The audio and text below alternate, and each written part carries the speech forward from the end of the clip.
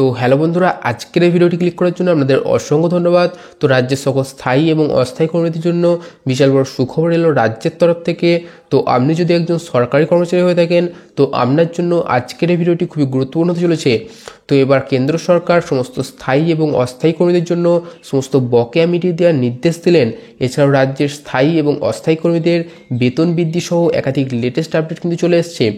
তো সরকার কী কী ঘোষণা করেছে আর কবে থেকে আপনারা এই বকেয়া টাকা এবং বাড়তি টাকা পাবেন, সম্পূর্ণ আজকের এই ভিডিওটি বিস্তারিতভাবে আলোচনা করব। তো অতি অবশ্যই আজকের এই ভিডিওটি প্রথম থেকে শেষ পর্যন্ত দেখবেন। আর আপনারা যারা আমাদের চ্যানেলে নতুন ভিজিট করছেন তারা অতি অবশ্যই আমাদের চ্যানেলটিকে সাবস্ক্রাইব করে পাশের বেল বাটনটি অলে প্রেস করে রাখবেন। আর যদি ভিডিওটি ভালো লেগে থাকে তাহলে ভিডিওটিকে অবশ্যই একটি লাইক দিয়ে দেবেন।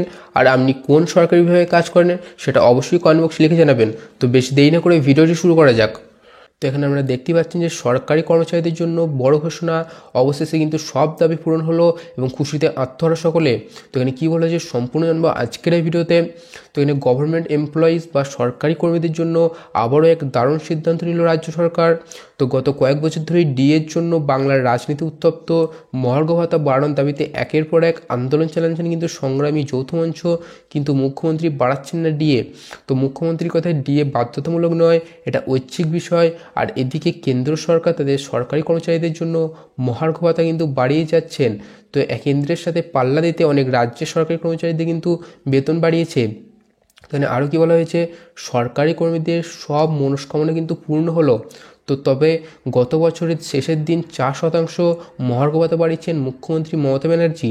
তো গত বছর পুজোর সময় অক্টোবর মাসে কেন্দ্র সরকার সরকারি কর্মচারীদের 4% কিন্তু মহার্ঘ ভাতা বাড়িয়েছিলেন। তো এরপর কিন্তু কেন্দ্রের কর্মচারীদের মহার্ঘ ভাতা কিন্তু দাঁড়ায় 46%।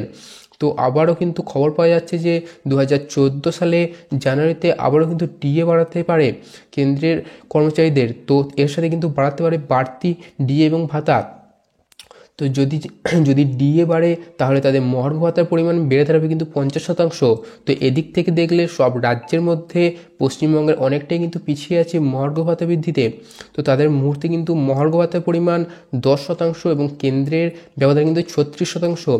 তো এবার ঠিক এর মাঝে কিন্তু বিজেপি শাসিত উত্তরাখণ্ড সরকার তাদের বেশ কিছু কিন্তু সরকারি প্রতিষ্ঠানে কর্মচারীদের কিন্তু মহার্ঘ ভাতা কিন্তু বাড়ালো।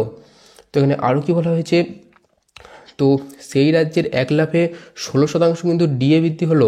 তো এবার কথা হলো উত্তরাখণ্ডের কর্মচারীদের জন্য 4% ডিএ বৃদ্ধির পর কত টাকা বেতন পাবে তারা।